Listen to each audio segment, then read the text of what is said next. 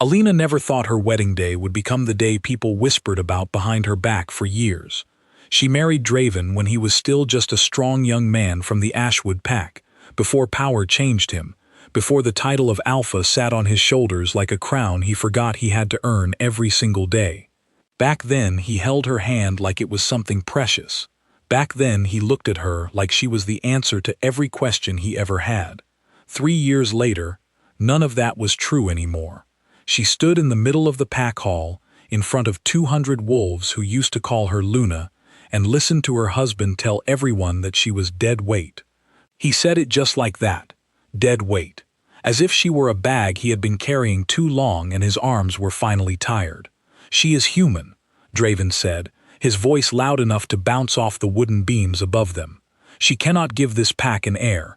She cannot fight beside us. She has done nothing for 5 years but stand beside me and smile." Alina did not cry. She had promised herself she would not cry in front of these people. The same people who used to bow their heads to her, who used to bring her gifts on the full moon, who used to call her kind and warm and good for their Alpha. Now their eyes were empty. Not one person in that hall looked at her with anything close to pity, and pity was the only thing she might have accepted at that point. Beside Draven stood a woman named Lyra, a priestess from the northern packs, with sharp eyes and sharper canines, a wolf so pure that people said her bloodline went back to the first moon itself. Lyra did not gloat.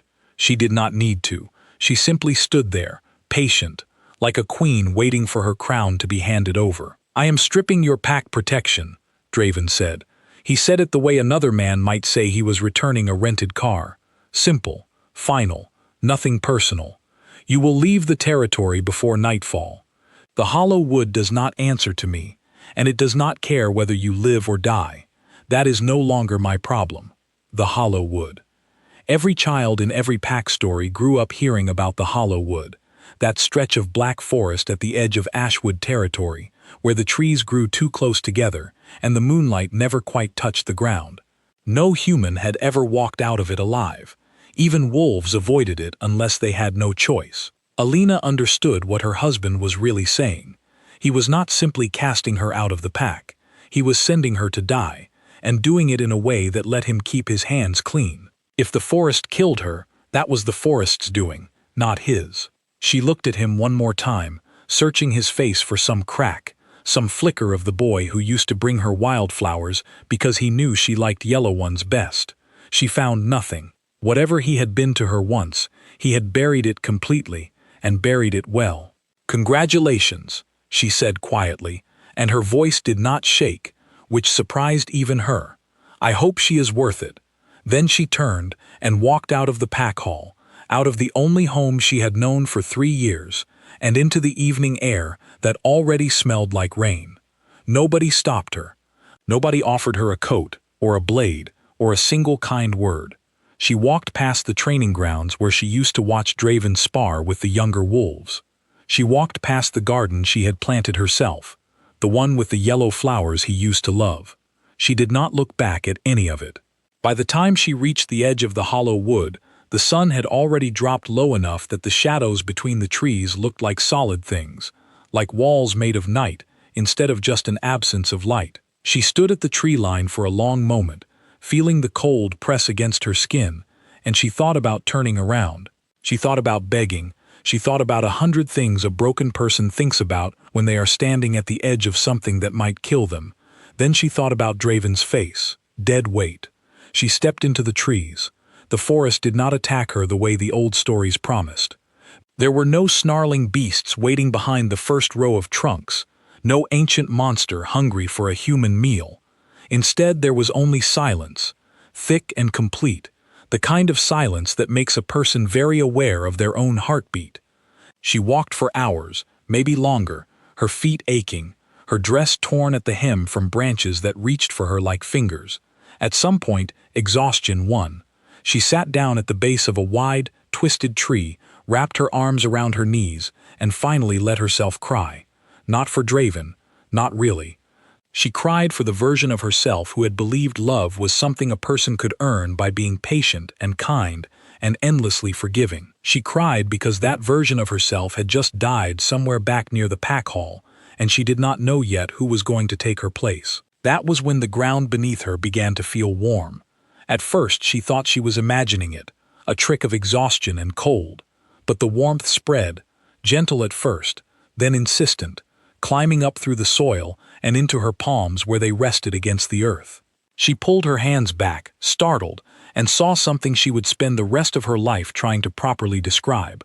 A soft golden light, faint as a candle behind fogged glass, pulsing up from the ground exactly where she had been sitting. She did not run. She was too tired to run, and some part of her, some very old and tired part, simply did not want to. The light rose up around her like mist, and with it came something else. A voice, not spoken aloud but felt, somewhere behind her ribs. It did not introduce itself with grand words or ancient titles. It simply said one thing, over and over, patient as a heartbeat.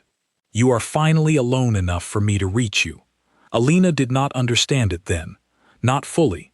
She would understand later that her family, generations back, had made a pact with something far older than the wolf packs, something that existed before the first moon bond was ever formed between human and beast. That pact had gone quiet for a long time, because it required a very specific condition to wake. It required complete abandonment. It required a person stripped of every protection, every belonging, every person who might have loved them, standing utterly alone at the edge of everything. Draven had given her exactly that, without meaning to give her anything at all. The golden light did not turn her into a wolf. It did nothing so simple. It sank into her instead, quiet and slow, like water soaking into dry ground after a long drought. She did not feel stronger in that moment. She only felt less alone, which was strange, considering there was no one else in that forest with her at all. She stayed in the hollow wood that night, and the night after, and many nights after that. The forest that killed every other human who entered it did not kill her. It fed her instead, in strange small ways. Roots that were somehow always exactly where her foot needed to land. Berries that should have been poisonous but never made her sick. Shelter that seemed to open up in the trees whenever the wind turned cold. Years passed that way, though she stopped counting them properly after the first one. She was not hiding from the world so much as she was becoming someone the world had not met yet. She practiced with the power that had woken inside her, testing its edges the way a person tests ice on a frozen lake, carefully, then less carefully, then finally with confidence. She learned it could bend shadows. She learned it could make the trees listen to her, could make the ground shift beneath an enemy's feet, could pull the fear out of a person's chest and show it back to them until they could not stand upright under the weight of it. She learned, most importantly, that she no longer flinched at the sound of something moving in the dark. She used to flinch at everything, back when she was Draven's wife. Now the forest's dangerous sounds were just background noise, familiar as breathing. Word began to travel, slowly, the way rumors do in a world full of wolves with sharp ears and long memories. A woman lived in the hollow wood. She was not a ghost. She was not a monster, though some hunters swore she was. She simply lived there, powerful and untouched, in a place that had swallowed every human who ever tried to enter it. Packs whispered her name like a warning to disobedient pups. Some called her the widow of the wood, though she had never actually been widowed, only discarded. Meanwhile, back in Ashwood territory, life had not been kind to the people who cast her out. Draven's marriage to Lyra had given him exactly what he wanted on the surface. A powerful mate. A pack that looked stronger to outsiders. But strength built on cruelty tends to rot from the inside, slow and quiet, the way wood rots when water gets into it, and nobody notices until the whole structure gives way at once. A curse had settled over the Ashwood bloodline. Nobody could say exactly when it started, or why, though the older wolves whispered that curses like this one always found their way back to whoever broke a sacred bond without cause. Draven's pups, born to Lyra 2 years into their marriage, came into the world weak, sickly, unable to shift properly even as they grew.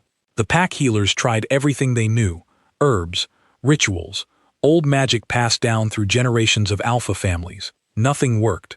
The children grew paler, weaker, and Draven grew more desperate, watching his legacy fade before it had even properly begun. Lyra herself began to change too, though more slowly. Her sharp eyes grew sharper with worry instead of pride. The confidence she had carried into that pack hall the night Alina was cast out began to crack at the edges, and cracks, once they start, tend to spread. It was an old healer, nearly blind with age, who finally said the thing nobody else in the pack had the courage to say aloud. "You broke a bond sealed by blood and moonlight both," the healer told Draven, her voice thin as paper. "Bonds like that do not simply end because you wish them to. They demand a price, and it seems this pack has been paying that price for 2 years now, in the bodies of your own children." Draven refused to believe it at first. Alphas do not like being told that their choices have consequences. They are raised to believe consequences are things that happen to other people. But when his oldest pup collapsed during a simple training exercise, blood at the corner of his small mouth, Draven finally understood that pride was not going to fix what pride had broken. There was, the healer said, one possible answer. The bond had been broken with a person, not simply a title. That meant only the person it was broken with might hold the power to lift the price it demanded.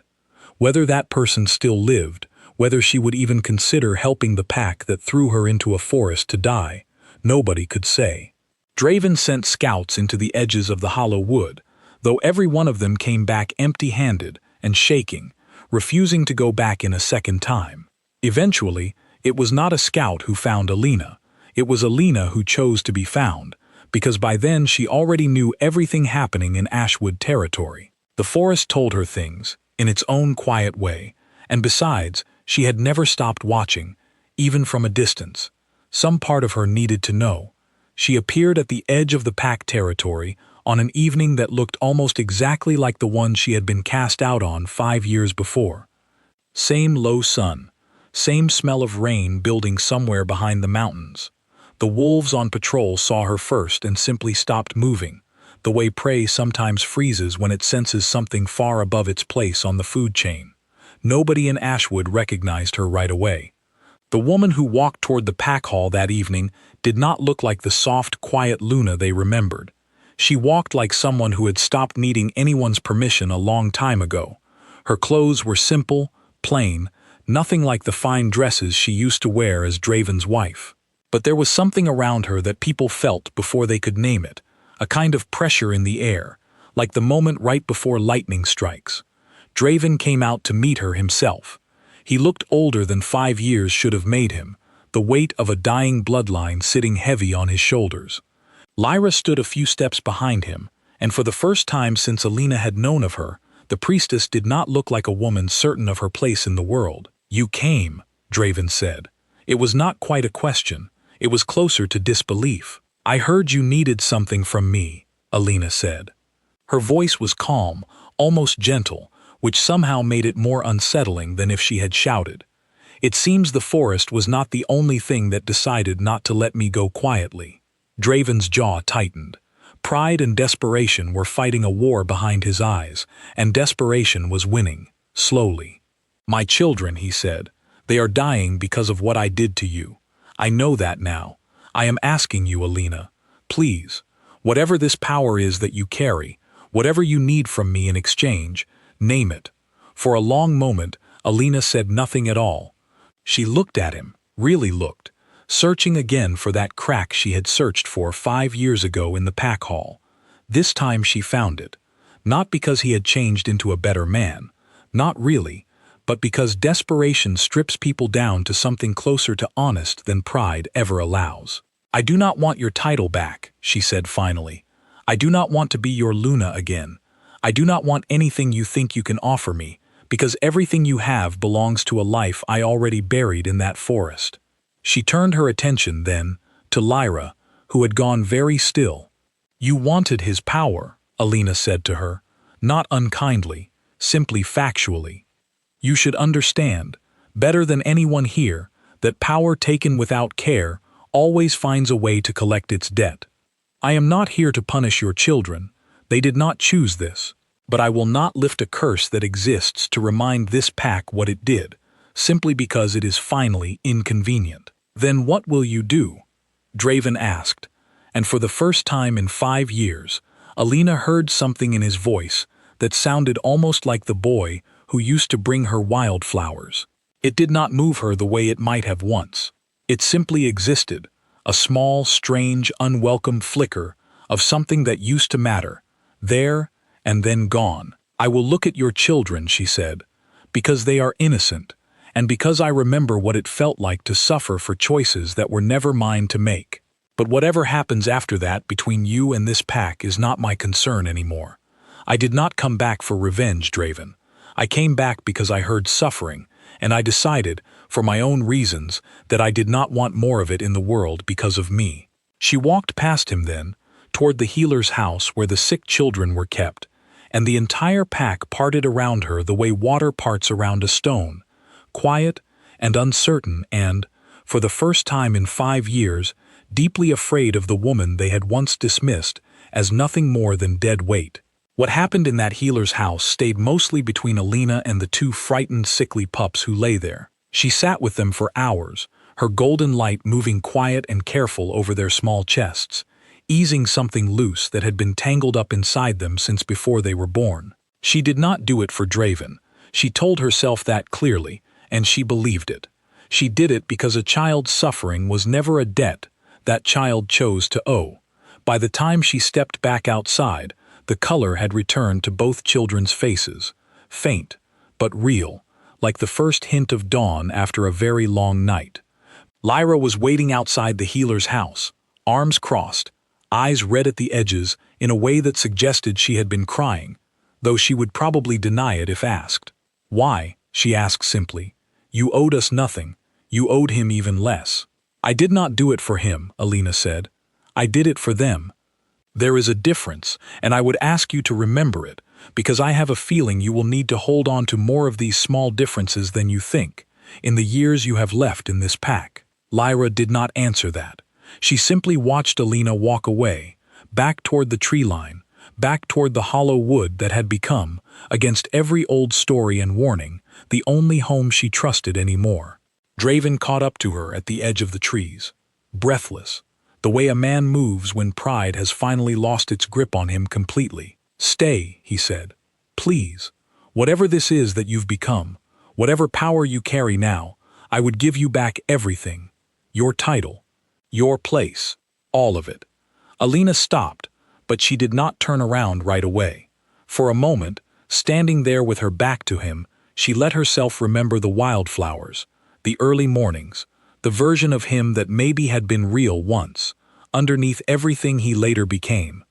It surfaced in her chest, unannounced and unwanted, the way old feelings sometimes do even when a person has done everything right to bury them. She did not explain it to him.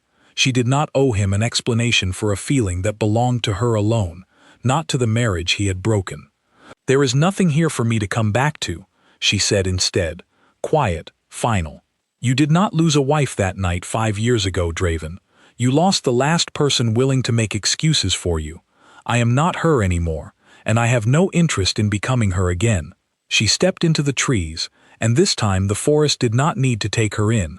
She walked into it the same way she had walked out of the pack hall 5 years earlier, on her own feet, by her own choice, leaving behind a man staring at a door he once told her to use as punishment, only now understanding it was a door he would spend the rest of his life watching, waiting for her to walk back through it. She never did.